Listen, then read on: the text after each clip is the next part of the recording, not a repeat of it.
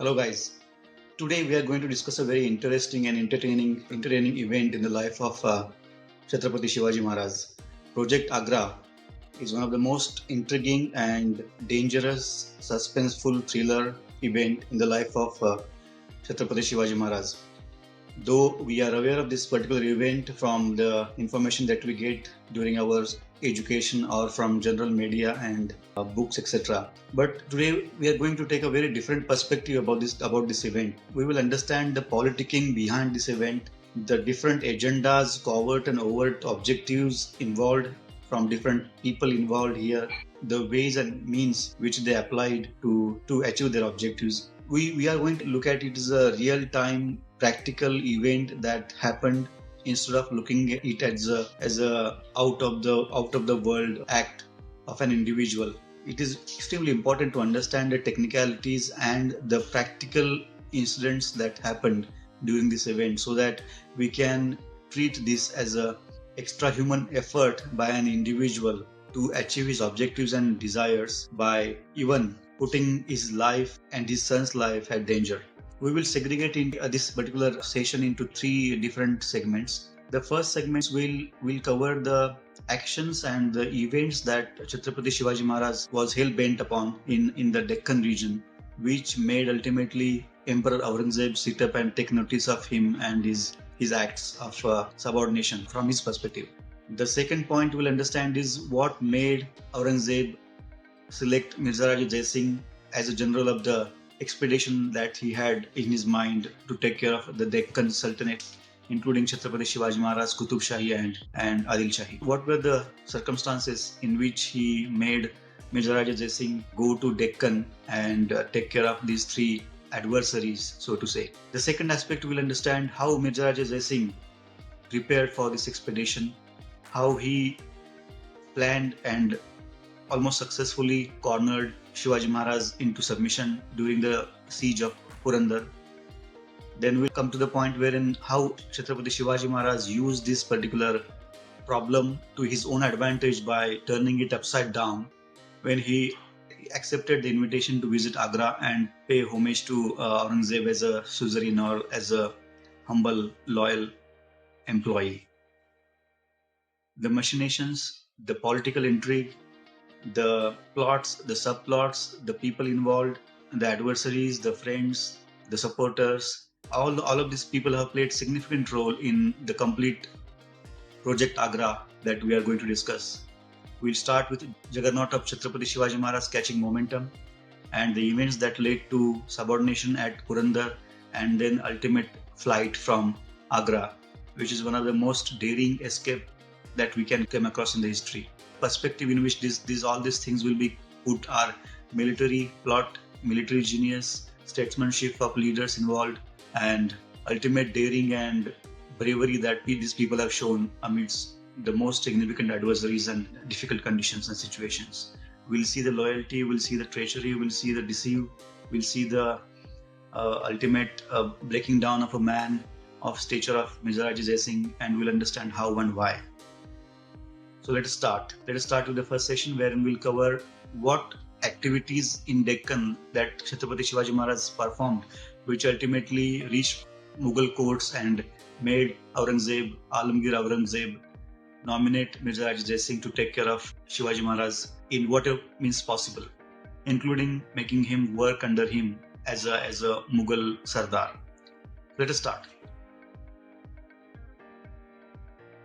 Juggernaut. I have used juggernaut word very specifically because juggernaut is something, a movement or an entity or a campaign which is extremely powerful, which cannot be stopped. And it is extremely difficult to stop it because of the sheer momentum it gets. In of Shivaji Maharaj's character also and his ambition, he started working towards his ultimate aim of life, which was to form a independent kingdom, Swarajya. These activities started in 1946.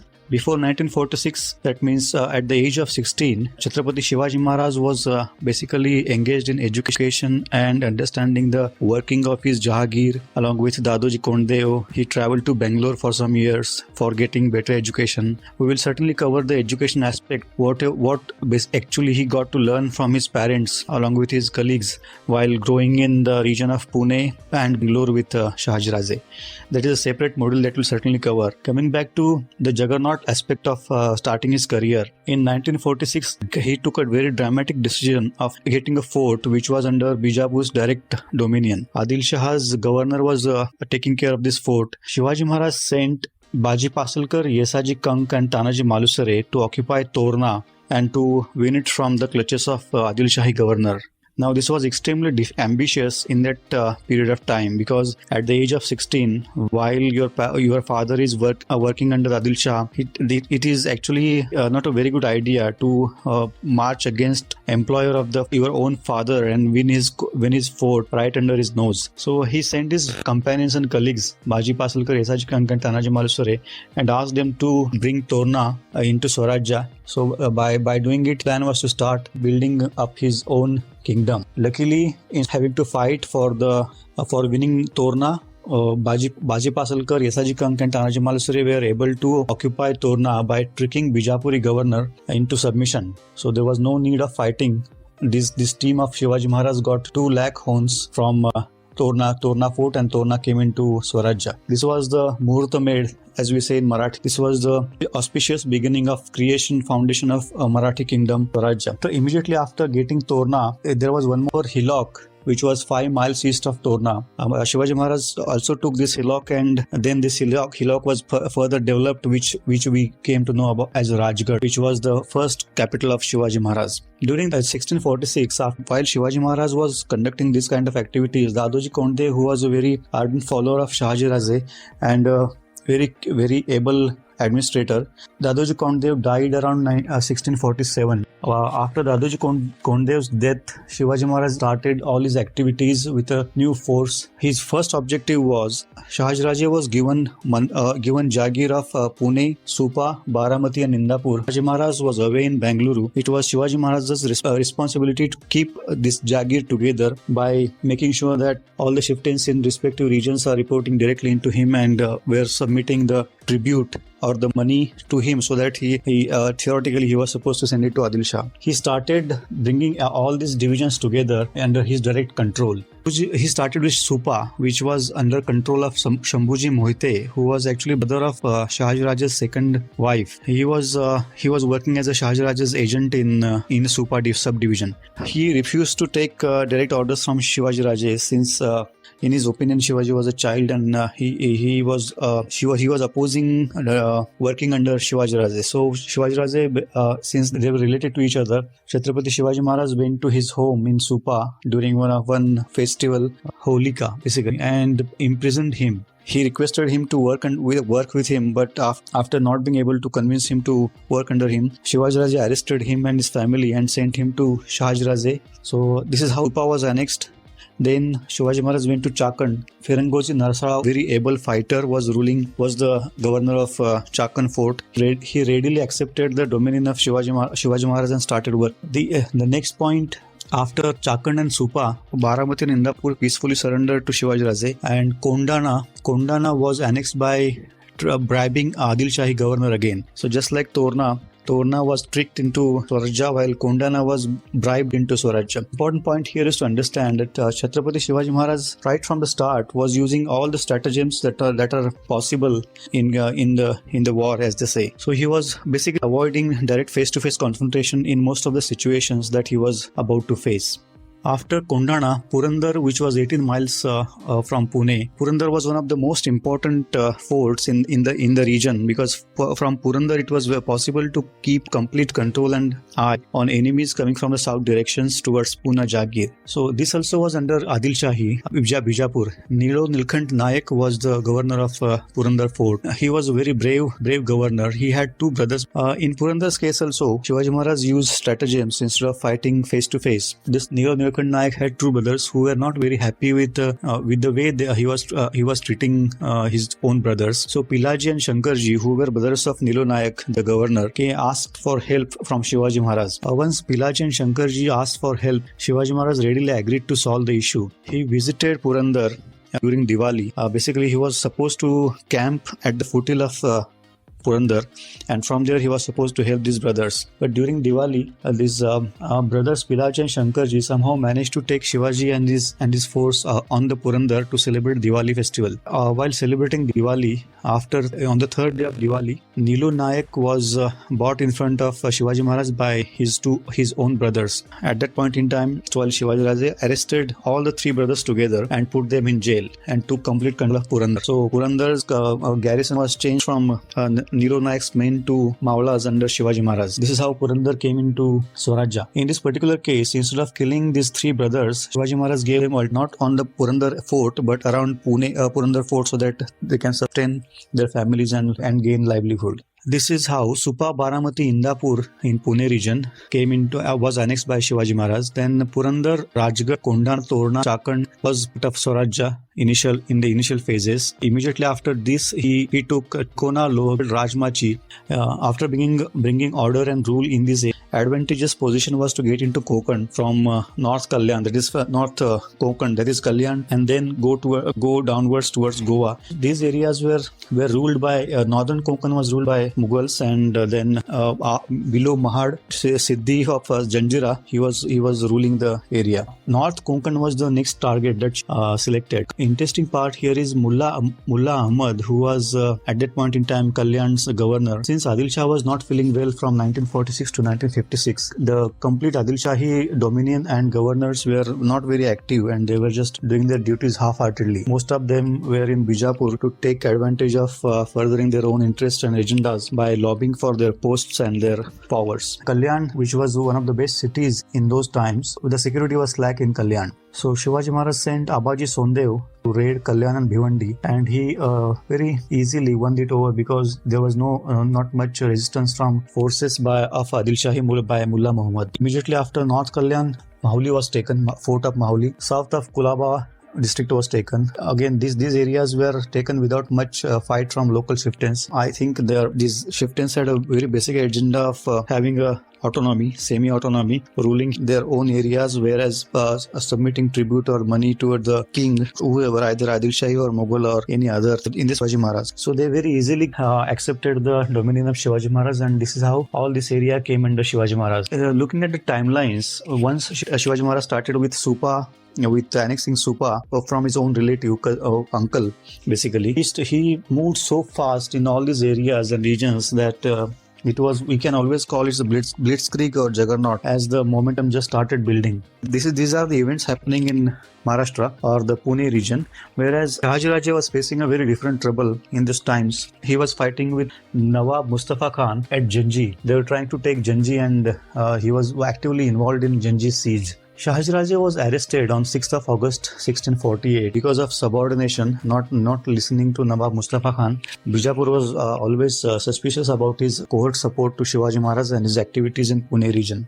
Because of these reasons, Nawab Mustafa Khan one day sent Bajirao Ghorpade and Jaswant Rao to arrest Shivaji Raja. In November 1648, Afzal Khan was sent by Bijapur to bring Shivaji Raja to Bijapur Darbar. Afzal Khan did this. In November 1648, Afzal Khan took Shivaji Raja to Bijapur in chains, and this is how Shivaji Raja was arrested. This certainly put a lot of pressure on Shivaji Raja and his activities. He has to stall some of his activities immediately because his father's life was in danger. Shivaji Raja started working on getting his father released. At the same time, Shivaji Raja also was working to get released from Bijapur arrest. Shivaji Raja started working diplomatically with Mughal Viceroy of Deccan, Prince Murad Bakhsh, who was Aurangazeb's brother. The idea was to request Murad Bakhsh to put pressure on Adil Shahi to release Shivaji Raja, since Adil Shahi was paying tribute to Mughal Emperor. This is one aspect. The second aspect is Shivaji Raja also had very good friends in Bijapur Darbar. Though he was arrested by Nawab Mustafa Khan, he had friends in Bijapur Darbar, Sharjah Khan and Randullah Khan, who were also very influential in the Bijapur Darbar. One aspect of it is the meditation of Sharjah Khan and Randullah Khan basically helped. Around 17th of December 1649, Jinji was captured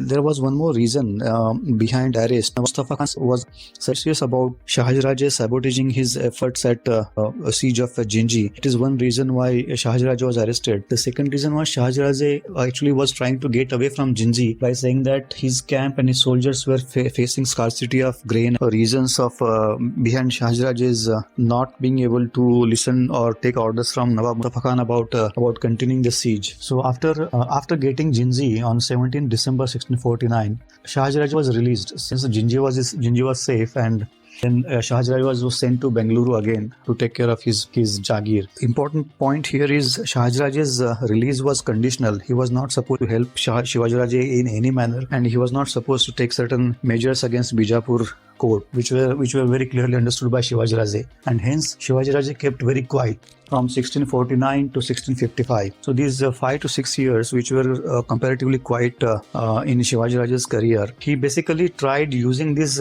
peacetime to consolidate his administrative and bureaucratic setup, and importantly, bring the original chieftains which were senior to him in terms of their service to Adil Shahi and other Mughal Shahi and other Shahis, Nizam Shahis. So the very prompt Maratha Sardars basically tried getting them under his dominion and requested them to help him in the foundation and construction of a Hindavi Rajya. Some of them readily agreed, some of them were not very confident about it, and some of them outright rejected his offer. So these 4 or 5 years were very calm because of the Shivaji Raja's release, unconditional release. Bijapur, because of the illness of Muhammad Adil Shah, was slightly disturbed for a certain period. Once they got into comfort mode, they immediately started working on capturing or controlling Shivaji Raja and his activities. Bijapur Darbar sent Baji Shamraje to either arrest or kill Shivaji Raja in Konkan. So the information given was Baji Shamraja had 10,000 troops with him. Shivaji Raja was in Chaul region, and Baji Shamraja was supposed to either arrest or kill Shivaji Maharaj in Konkan region itself.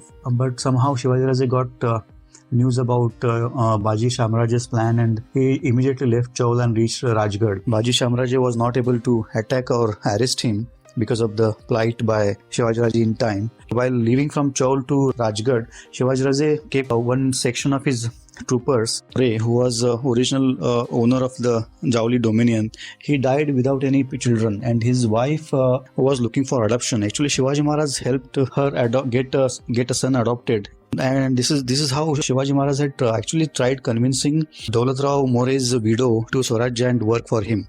After the adoption, he had given 2 options to the new Chandrarao More. The first option was either to work with him with 7,000 troopers or to pay him a tribute. He actually rejected both the offers, and he started working with Adil Shah and Mudhol to get support from outside in case Shivaji Maharaj tried to attack him. This has been going for a long time. There were 5 or 6 incidences wherein Jauli's Mores got into Swarajya's boundaries and killed or injured some people, whereas Shivaji Maharaj also was trying to get into Jauli by any means. Hanmantrao and Chandrarao More were killed along with his brother Surya More, and then the Jauli came into Swarajya. One important military strategic point here is the timing that Shivaji Maharaj has chosen also was important. Since Adil Shah was ill, the Adil Shahi Darbar was not in disarray. People were engaged in multiple wars. The troops were engaged in multiple wars. Adil Shah was also fighting his own war with Portuguese at that point in time. The Subedar of Vai, who was supposed to take care of Abdul Khan, who was supposed to take care of all this area, he was also busy. He was in Karnataka. So support, if Jauli's More could muster any support, extremely difficult to get any support from Adil Shahi. This is how the Gardner and the Jauli came into Swaraj. Importance of More's annexation in Swarajya was the gateways to Konkan opened with Jauli. Jauli was a vast region with very formidable forts in the region. Even important factor was these areas with Mawal and Jauli. These were very good hunting grounds for recruitment for Shivaji Maharaj as well as other chieftains. The Mawalas in these regions were very brave, athletic. So added advantage that Shivaji Maharaj got was very nice, very good training ground as well as the recruitment ground for Swarajya. Swarajya came in the form of Javli region. So this is how Shivaji Maharaj then started getting into Konkan. Shingarpur, Survej, he went to Shingarpur, which was Survej's dominion, but it was ruled by Shirke. It got surrendered. It came into Swarajya. Rajapur and others remained in Adil Shahi till 1660. So those regions were still with Adil Shah. Now after siege of Javli and getting it into Swarajya, around 1653 onwards, Aurangazeb was the viceroy of Deccan, and he did extremely well. Shivaji Maharaj never tried to get into crosshairs with Aurangazeb in the early period of Swarajya. Now the first raid on Mughals was in Junnar region.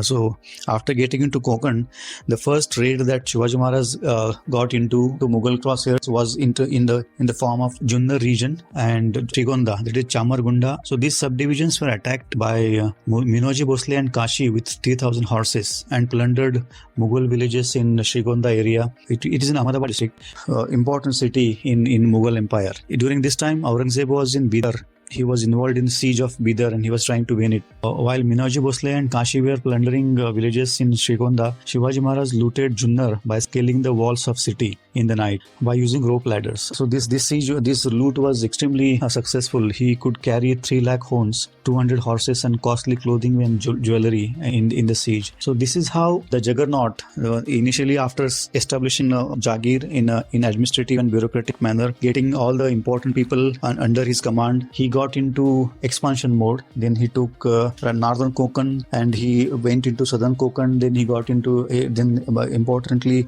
he got Javli's Mores with him, Javli under his dominion. And then after getting established right from Kalyan to Shingarpur in Konkan region, he got into crosshairs with Mughals. So this is how the first phase of expansion of the juggernaut can be described. On 23rd July 1658, Aurangazeb was coronated at Delhi as Emperor of Hindustan. During 10th of November 1659, Afzal Khan was killed at the foothills of Pratapgarh by Shivaji Maharaj.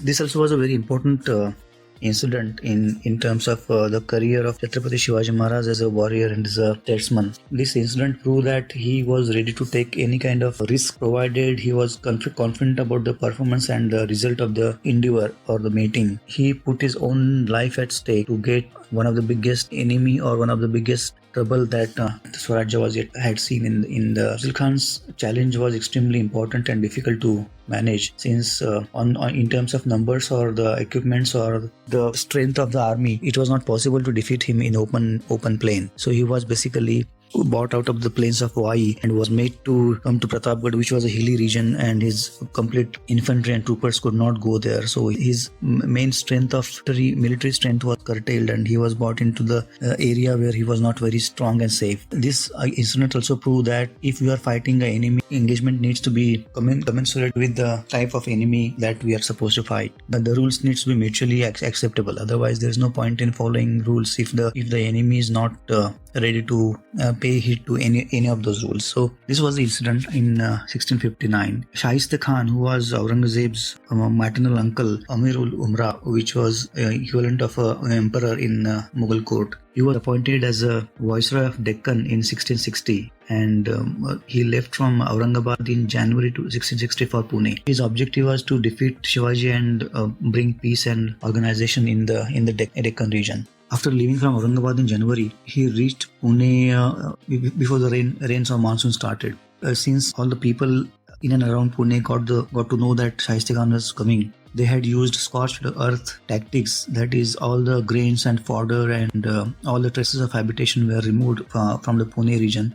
Nothing was left on the field, on the ground, which the Shaista Khan and his army could use for their sustenance. After reaching Pune, when he camped there, due to monsoon, rivers were flooded and incessant rains disturbed their supply lines, and Shaista Khan's huge army started suffering. Maharaja Jaswant Singh with 10,000 troopers was present with Shaista Khan in Pune at that point in time. Since the supply lines were stretched, Shaista Khan had to move 18 kilometers north towards Chakan Fort, and the objective was to win Chakan Fort so that the supply lines from Nagar, Ambani Nagar could be restored, and since Chakan was very close to Mughal dominions, it was easy to control from security perspective also. On 19th June 1660, Shaista Khan left Pune to win Chakan over. His plan was to reach Chakan and immediately take the fort so that the supply lines can be restored. He left Pune on 19th June, as we said, and around 15th August, Chakan was taken after 2 months siege. Tungoji Narsala, who was the commander at the fort, fought bravely with the Mughal army and sustained his fort for 2 months.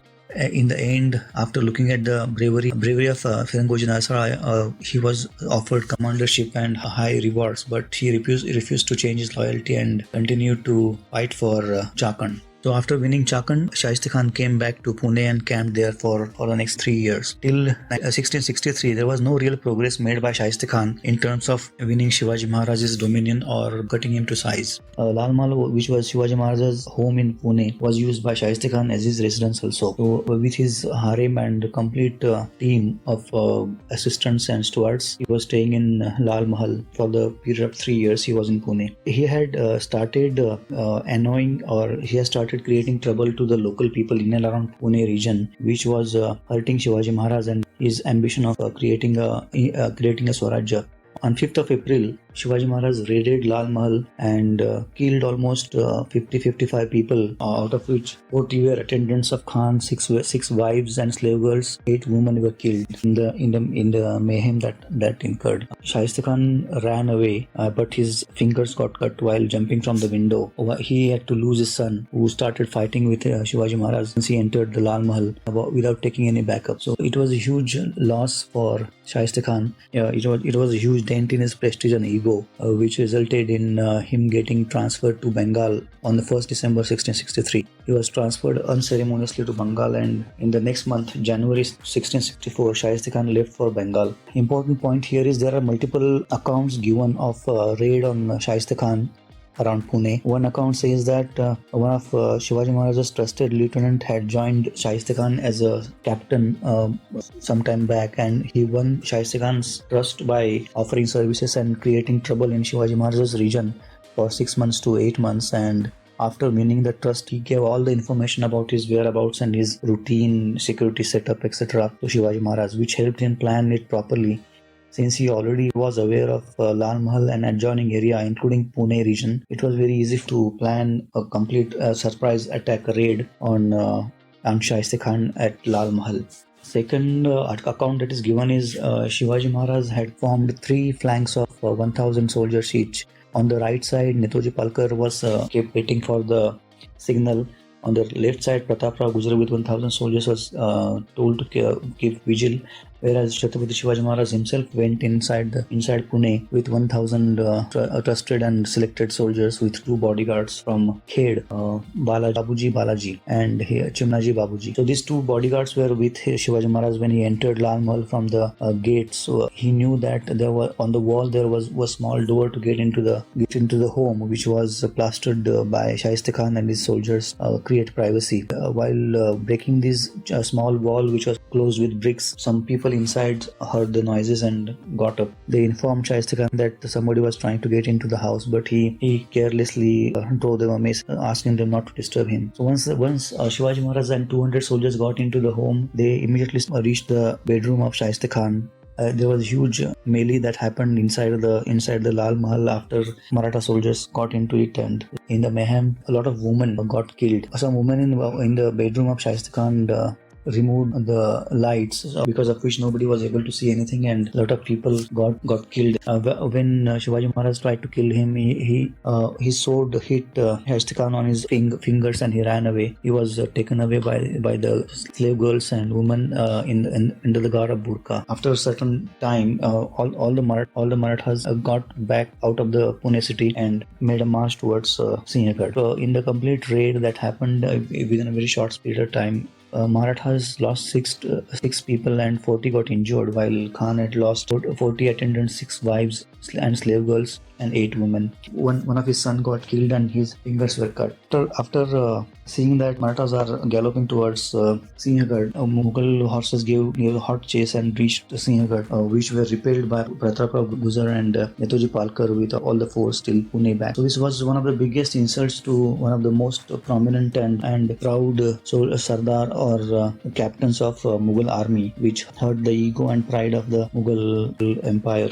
Since he was related to Aurangazeb, it took even a bad turn for his prestige and ego. So after getting transferred to Bengal in January 1664, Shaista Khan left for Bengal. While Shaista Khan was leaving from Pune, Shivaji Maharaj, to make up for the losses that had happened in and around Pune for the last 3 years of Shaista Khan's stay there, he decided to loot and sack Surat, which was one of the most prosperous city in those times. Surat, the city, had an area of 4 square kilometers and a population of approximately 2 lakh. It used to generate 12 lakhs rupees per annum of revenue as octroi and other taxes for the Mughals. Surat also had a fort which was away from the Surat city. So Surat city basically was open to attacks and it was not fortified in any manner. The governor there also was not very active. He used to get money for for keeping 500 soldiers ready, but after getting the money from Mughal court, he used to manage only 150 or 200 soldiers. And since the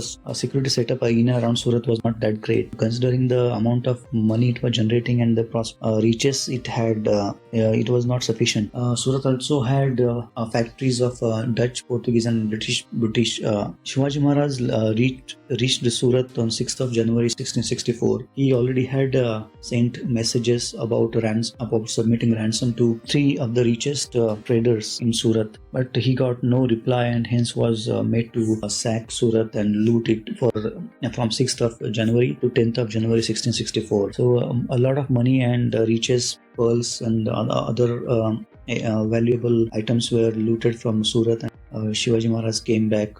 While Shivaji Maharaj was looting the Surat city for the first time, was a governor, though he had ran away into the Surat fort, he sent one emissary for discussions about surrender and paying tribute.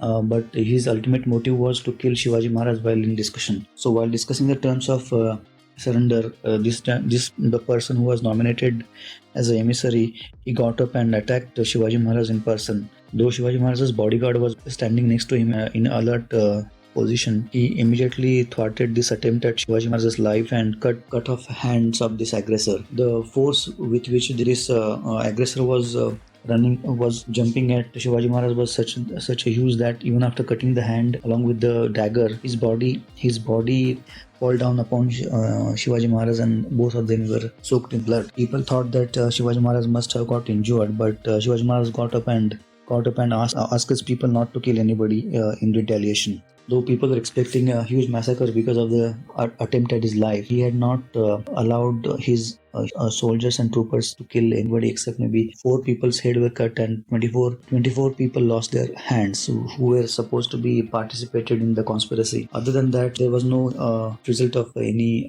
massacre which was very prevalent in those days. So coming back from Surat loot, Shahaji Raje, Shivaji Maharaj's father, died on 23rd January 1664.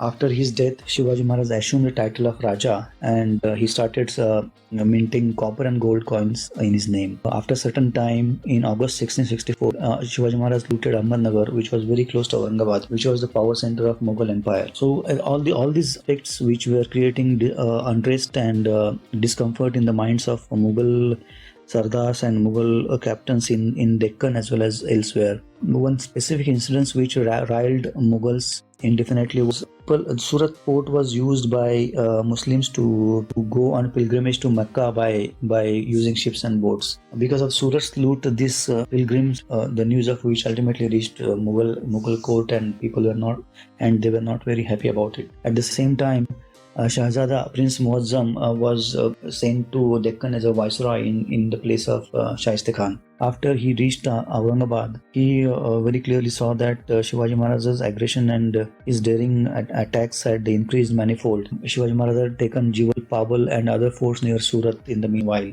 Looking at the picture in the Deccan, he immediately wrote a letter to Mughal court that they must take certain action before things get out of control. This is the background at which Mughal court decided to take certain concrete measures against the rising rebellion of Shivaji Maharaj and started taking him extremely seriously. From their perspective, they already had two strong enemies, though they were suzerains, but they were still enemies. Qutub Shah, Adil Shah, and Shivaji Maharaj was a new star that was rising against them in Deccan. The Mughal court and Emperor Aurangazeb decided that this is the right time to clip Shivaji Maharaj's wings so that he doesn't create any more further trouble. In this process, he thought of sending one of the best Sardar or the captain that he had. Mirza Raja Jai Singh was the right person to take care of Shivaji, Adil Shah, and Qutub Shah at the same time, in his opinion. Mirza Raja Jai Singh was one of the most loyal and faithful servant and employee of Mughal Empire. He had worked with Shah Jahan from the age of 12, and he had 48 years of excellent track record in terms of diplomacy, bravery, and shrewdness. Very fine mannered, and he was expert in diplomatic maneuvers and military projects also. Mirza Raja Jai Singh was also a Hindu, so Aurangzeb thought that Mirza Raja Jai Singh, through his excellent diplomacy and being a Hindu, he will be able to manage Shivaji Maharaj in a better manner. Hence, Mirza Raja Jai Singh was sent from Delhi to take care of Shivaji Maharaj, and objective also was to annex Adil Shah and Qutub Shah so that no more trouble from Deccan can reach Mughal ports in the future. Mirza Raja Jai Singh, while he was made general of the expedition to the Deccan, and captains like Diler Khan, who was Afghan warlord, and there are many other Bundelas, and Kirat Singh, who was Jai Singh's son. Ram Singh and Kirat Singh were with Mirza Raja Jai Singh. Daud Khan was there. 8 to 9 leaders and approximately 40,000 troopers with Mirza Raja Jai Singh when he left for Deccan.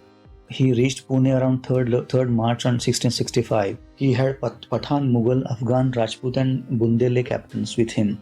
While leaving from Delhi, Aurangzeb's idea was to give a military command to Mirza Raja Jai Singh. An administrative part of the expedition was supposed to be taken care by Prince Muazzam, but Mirza Raja Jai Singh insisted on taking the complete control of the expedition by taking care of military as well as administrative part of the expedition. So the idea behind this was to have a single command of the expedition, which would certainly have helped him in managing the affairs in a better manner.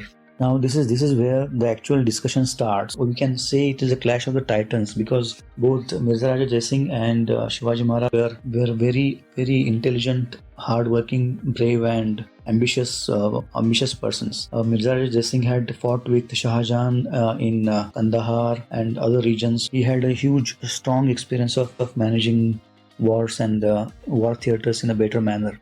Now let us understand what the objectives of these people were. We will understand the objectives of Mirza Raja Jai Singh. We will understand the objectives of Aurangzeb, and we will also understand objectives of Shivaji Maharaj. We will start with Mirza Raja Jai Singh.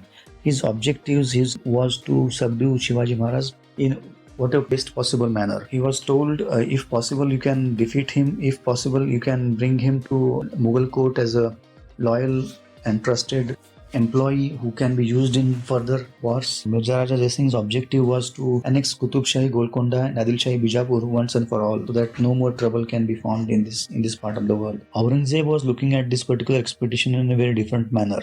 He was actually worried about perceived attack from Shah Abbas II, who was king of Persia. So there was a lot of cold blood going on between Shah Abbas the second of Persia and Aurangzeb, and he had threatened to attack Mughal Empire in the Kandahar Peshawar region. Aurangzeb was expecting attack at any moment from Shah Abbas the second of Persia. So he was looking for trusted lieutenants and soldiers who can thwart this attack at Kandahar. So his object behind sending Mirza Raja Jai Singh to Deccan was to make sure that Shivaji Maharaj gets subdued, and he is made to visit Agra so that he can be sent to Kandahar as a Mughal loyal trusted lieutenant to take care of Persian attack. That was first part. If he was not ready to accept the suzerainty of Mughal Empire, Mirza Raja Jai Singh was supposed to defeat him at any cost, so that the trouble in the Deccan stops then and there. The third objective was behind sending Mirza Raja Jai Singh to Deccan was Mirza Raja Jai Singh had fought in Kandahar in 1649, 1652 and 1653. All these three expeditions had failed. So he wanted somebody new like Shivaji Maharaj, who was a capable general of his troops, to take care of this perceived attack from Persians. So Aurangazeb was looking at killing so many birds with a single stone by sending Mirza Raja Jai Singh into Deccan.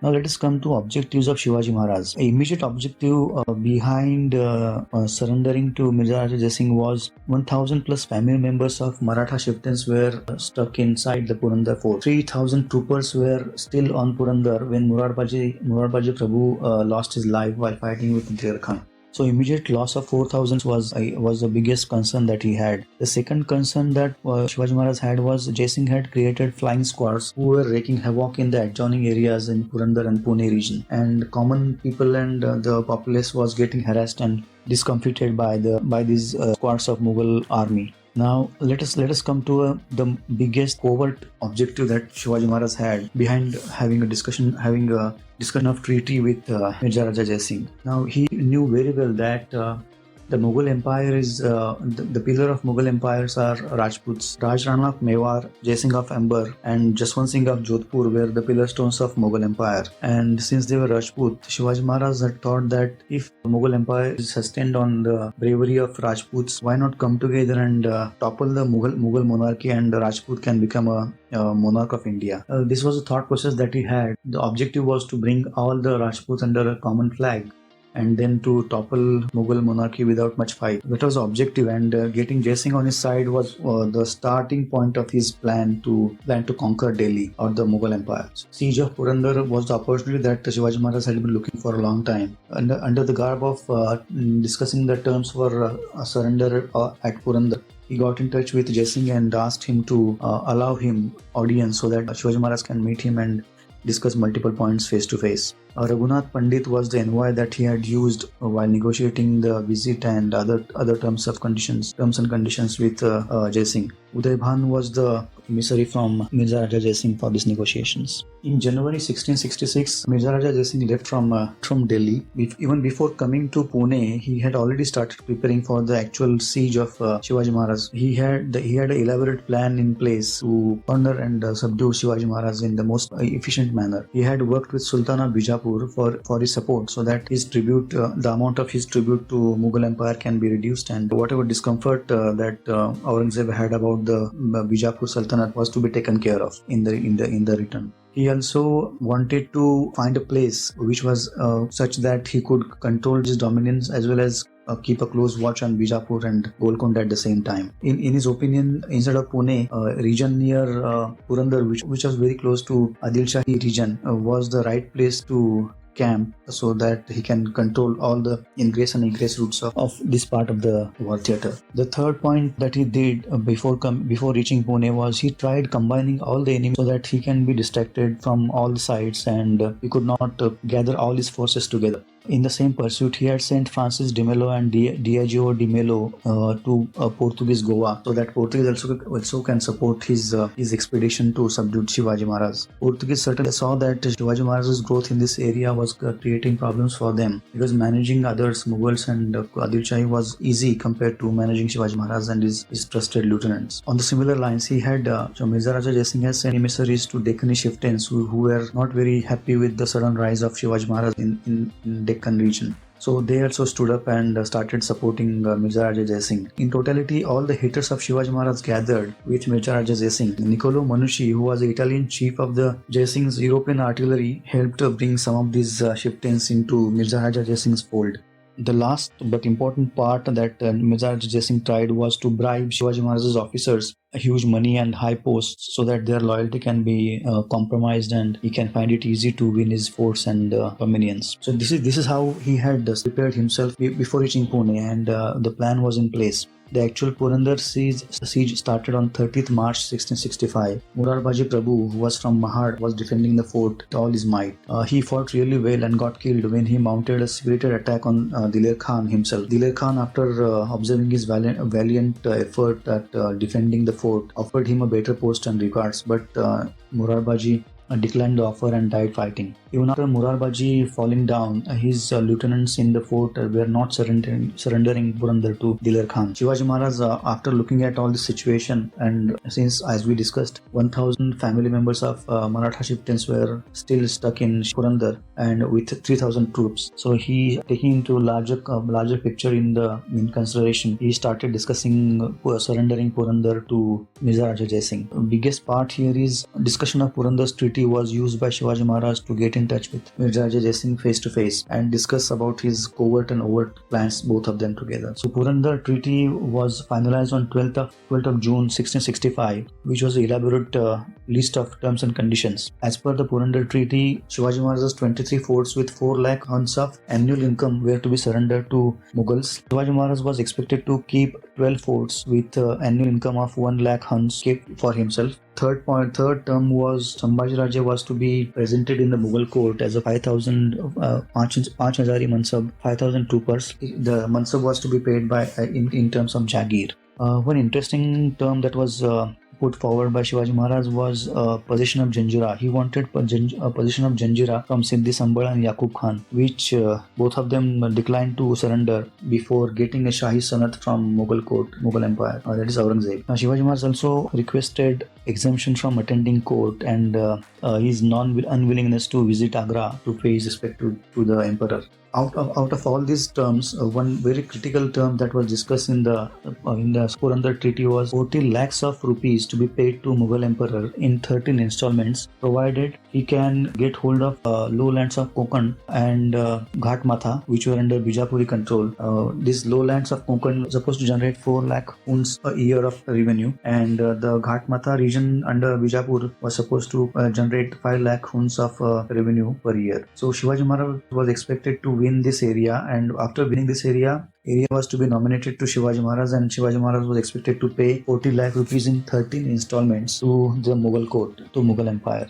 The point that was discussed was if and as and when Mughal chieftains needed any help against fighting Bijapur and Golconda, Shivaji Maharaj would submit 2,000 cavalry under Sambhaji Maharaj's Swansab and 7,000 troopers under his direct command to the help of Mughal army. So these were the terms and conditions that were discussed. So we can very clearly see shrewdness of these two warriors. Mirza Raja Jai Singh was trying to do anything and everything that was possible under the sun to subdue Shivaji Maharaj, as discussed with Aurangazeb, and at the same time Shivaji Maharaj was trying to make the most of the opportunity that he had got to come to face to face with Mirza Raja Jai Singh, while on the other hand he was certainly ready to lose some of his forts in the surrender so that he can achieve a larger reward in terms of getting to check whether Rajputs can be brought together against Mughal Empire, and that was a big goal compared to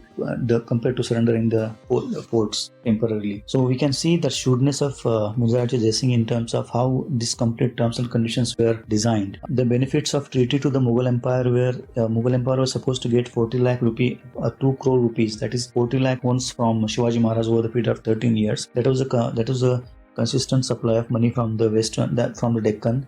To win this region from Bijapur, that means Shivaji Maharaj was alienated from Bijapur for at least 13 years. To make the payment to a Mughal Empire, he has to earn it after winning these Konkan and Balaghat, that is Ghatmata area from Bijapur. That means Bijapur and Shivaji Maharaj could not come together. And the best part of the terms and conditions for the Mughal Empire was all the groundwork, all the handiwork that was expected to be done to win Bijapur area was to be done by Shivaji Maharaj and these people.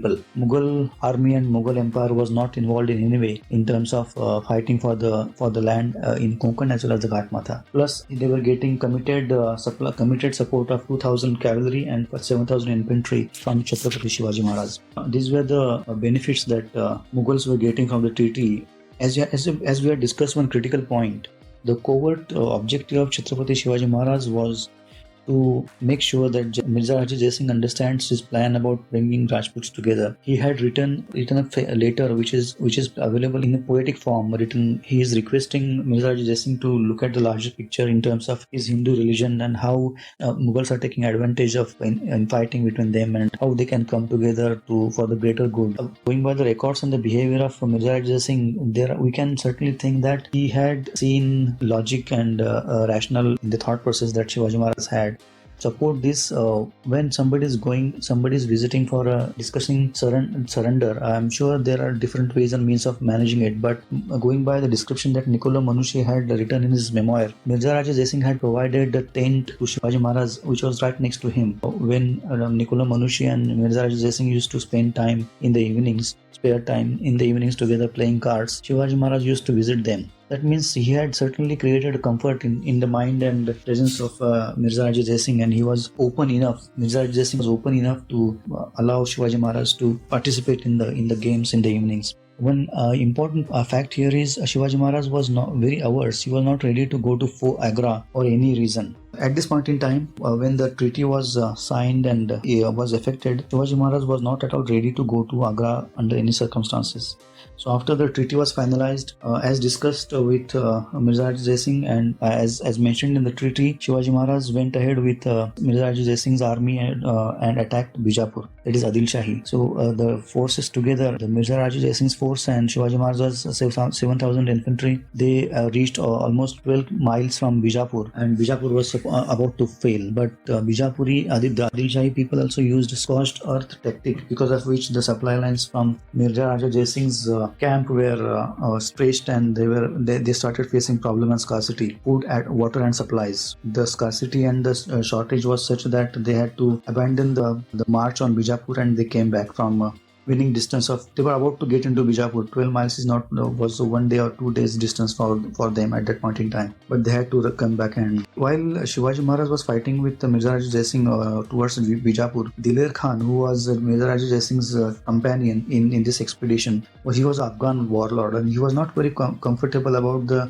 amount of respect and pace Mirza Raja Jai Singh was giving to Shivaji Maharaj. His plan was to either arrest or to kill Shivaji Maharaj during that expedition itself. Mirza Raja Jai Singh was very well aware of the fact that Diler Khan has this plan in his mind. He was very afraid of possibility that if Shivaji Maharaj comes to know about this plan, Diler Khan's plan to assassinate or arrest him, he would certainly have left Mirza Raja Jai Singh's camp and would have either gone back to Rajgarh or would have gone and joined Adil Shahi. Would have proved to be a bigger trouble for Mirza Raja Jai Singh. To avoid all this confusion and problems, Mirza Raja Jai Singh convinced Shivaji Maharaj to leave their camp and go to Agra to pay homage or to have a one-on-one meeting with Emperor Aurangazeb. Shivaji Maharaj also, after a certain time, understood that it will be better for him to visit Agra so that he can have the discussion with other Rajput clans and Sardars and try and understand the thought processes and ascertain whether they are ready to support him in the endeavor of toppling the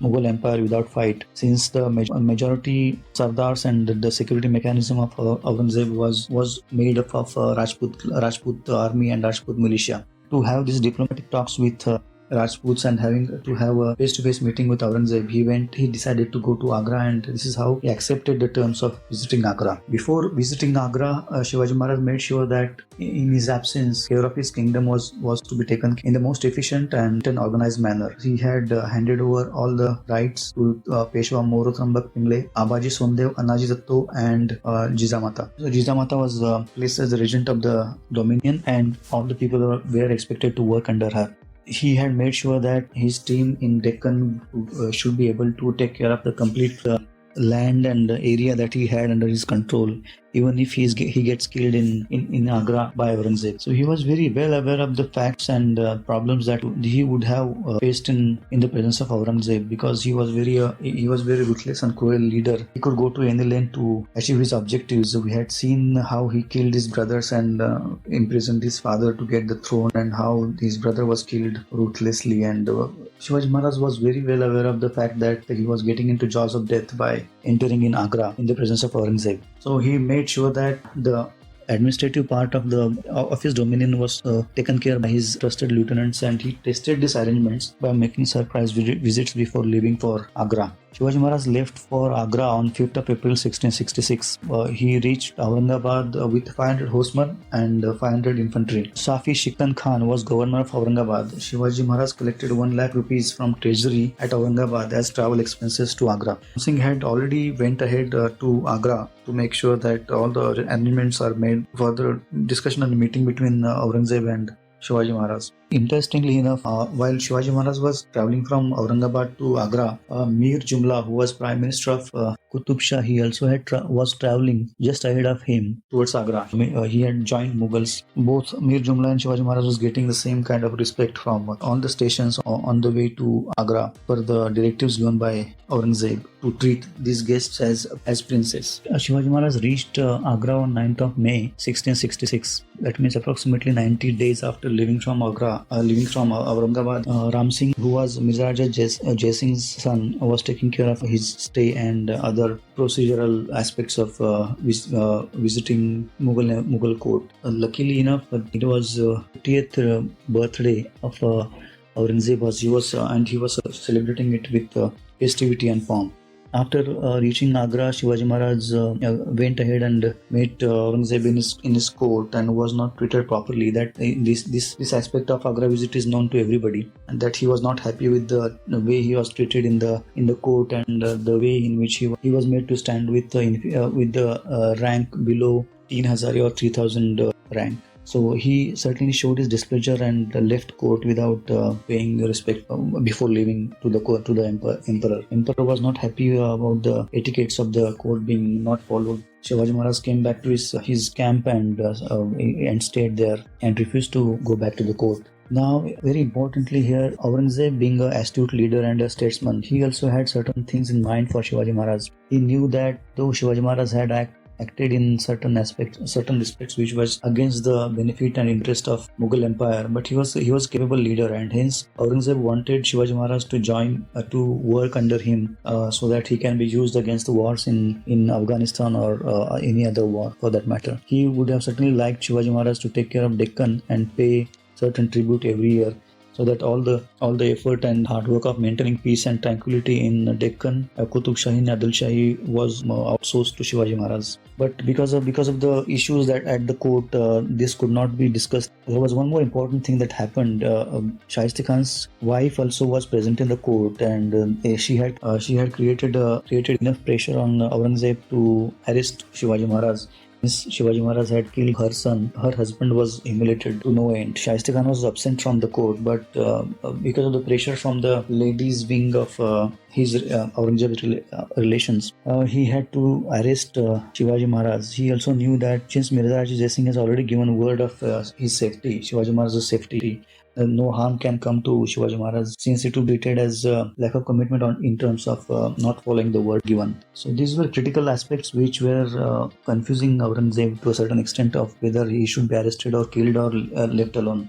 So Aurangzeb went ahead and arrested Shivaji Maharaj and was made stay under supervision in an house. Fulad Khan was ordered to take care of his security. Shivaji Maharaj could not run away from Agra and get away to his home in Deccan. The main objective of Shivaji Maharaj behind visiting Agra was to check with other Rajputs and other chieftains under Mughal Empire whether they were interested in creating a coalition or a front which can stand united under a common umbrella, and they can topple Aurangzeb and the Mughal Empire. So he started discussing these things with. He started visiting senior leaders and chieftains in the Mughal court, and started taking their advice and guidance in these aspects. And on the other hand, he also started discussing with Wazir Jafar Khan, who was the Prime Minister of Aurangzeb. Raghav Baldal Korde, who was emissary from Shivaji Maharaj, met Jafar Khan multiple times and asked him to get Shivaji Maharaj released from the prison. Now, unfortunately, Jafar Khan's wife was Shaista Khan's sister, so the problem with Shaista Khan was actually creating a lot of trouble for Aurangzeb, and which was resulting into the treatment that Shivaji Maharaj was getting in Agra. Shivaji Maharaj's emissary also got in touch with Rahullah Khan, who was the finance minister of Aurangzeb, and he got permission to distribute sweets on Thursdays. Thursdays were typically festive days in Agra. Hence, Shivaji Maharaj got this permission to distribute sweetmeats and sweets and other gifts to the leaders in the Mughal court as well as the religious saints, fakirs, and other doctors that were visiting. Going by the events around, Shivaji Maharaj could certainly understand that the situation was getting difficult day by day, and it was essential to get out of Agra before any harm can be done to him or his son. So he started planning his exit from Agra. He first of all requested Aurangazeb through Zafar Khan that all his troops that were accompanying him should be sent back to Deccan. It was not necessary for him to keep them there since he was already in prison. Aurangzeb readily accepted this request and allowed Shivaji Maharaj's companions to return to Deccan. Some of them returned to Deccan while some of them stayed in and around Agra as per the directions given by Shivaji Maharaj. Then Shivaji Maharaj started feigning illness and doctors started visiting him for various ailments, and these doctors as well as religious mullahs and fakirs and saints were given gifts every Thursday. At the same time, Shivaji Maharaj's team was discussing multiple topics with the prominent people in the Mughal court and trying to finding out how they can work together. So these diplomatic as well as the operational aspects of escape were already getting operational. Looking at the grave situation Shivaji Maharaj was in, he decided to use these boxes of sweetmeats and get out of the house, make a run towards the country, towards the Deccan. We are aware of how this was effected. Shivaji Maharaj, after getting out of Agra, crossed Yamuna. While crossing Yamuna, he made sure that the boatman who had helped them cross Yamuna would inform king that they had crossed Yamuna. This was basically to throw Mughal soldiers off the scent. The logically speaking, while running from Agra to Deccan, Shivaji Maharaj would have started in the south direction, and all the soldiers would certainly have looked for him in the south direction. But Shivaji Maharaj, instead of coming to south, went towards Mathura, which is in the north direction of Agra. He went to Mathura within 6 hours after leaving Agra, and he got his appearance changed there. He took the form of a sannyasi and then started his journey from Mathura to Prayagraj. Then from Prayagraj he came to Banaras, then to Patna, then to Gaya. From Gaya he went to Jagannath in Orissa. From Jagannath, Orissa he went to Cuttack, and through Gondavan, Chanda, Devgarh, Godavari district, Hyderabad, that is Bhaganagar territory, Indur, Kodoli, Bijapur territory, and Gokarn, Mahabaleshwar. He came to Rajgarh. He came to Rajgarh back on 20th November 1666. A lot of efforts were made to capture him in the flight, but the path that he had chosen to come back to Deccan was very different, and the Mughal soldiers anticipated to be. Fortunately, as Kafi Khan had mentioned in his documents, Shivaji Maharaj was arrested by one Fauzdar, Ali Kuli Khan, while he was running. But Shivaji Maharaj went up to him and offered him a bribe, precious gems, which was worth more than 1 lakh rupees. And Ali Kuli Khan accepted the bribe, and hence Shivaji Maharaj was again released, and he came back to Rajgarh safe and sound. Regarding the money required for coming back from Agra to Rajgarh, a lot of money and precious gems were given to a Saukar in Agra, which were supposed to be sent back to Rajgarh. Shivaji Maharaj was in prison. Saukar had already started transferring the money, precious material, but once he came to know about the news of Shivaji Maharaj's flight, he bought everything back and handed it over to Aurangazeb, who then gave it to Kafis and Fakirs, and whatever best possible was bought over by Aurangzeb's court, and others were distributed. For the travel expenses, Shivaji Maharaj had 40 to 50 Gosavis with him, which essentially were his own men. They had hidden valuable jewels and gold mohurs or horns in bamboo sticks, hollow bamboo sticks, which were used by sannyasis while walking for support. Precious jewels were also woven into old slippers, and ektaras were stuffed with precious jewels. So this is how some of his colleagues had jewels covered with wax in their mouths while traveling from Mathura to Gaya and then forward. So this is how they had managed to come back from Agra. The most certain death was averted. Fortunate outcome of this particular enterprise was Aurangzeb thought that Ram Singh and Mirza Raja Jai Singh were supporting Shivaji Maharaj, had supported Shivaji Maharaj in this flight from Agra, and Ram Singh's mansab was taken back and he was prevented from attending court anymore. Mirza Raja Jai Singh had lost the trust of Aurangzeb, and he was made to return back to his home, that is Jaipur, Amber. While returning from Deccan from Aurangabad to Jaipur. On the way in Burhanpur, he died on 28th August 1667. So these covert and overt objectives of people who were involved in Project Agra. This is the information that we would certainly like to share with people. Though I'm not a historian, but it is important to understand that each of the event and the aspect and the incident had very different references in different books written by different people at different times in the history. Most important point here is to understand the logic and rationale behind the acts and the incidents instead of focusing on dates and actual events. So the process behind the events needs to be understood. And the process behind Project Agra was to bring like-minded people together so that they can topple the unruly and untrustworthy people who were ruling them. The Shivaji Maharaj's objective behind Project Agra was to check whether he can implement his thought of Hindavi Swarajya across India by bringing chieftains together under the name of religion and common interest, so that instead of fighting face to face with Mughal Empire, it would have been very easy to topple Mughal Empire, and the expansion of Hindavi Swarajya would have reached its zenith immediate time. It would have taken to bring down the Mughal Empire would be very limited, provided that came together and supported Shivaji Maharaj in his grand ambition. This is the crux of the matter of Project Agra. I hope you liked it. Let me repeat, I am not a historian. Hence, whatever information I could get from reference books and study, I have put it in a format which is logical. I'm sure there will be people who will have different opinions, and that is a healthy sign. As Sir Jadunath Sarkar had repeatedly said, history is about ingenious guesswork based on the data available. So, based on the data available, we can only guess the real intent and the actual situation, and that is what we can do. I hope you liked it.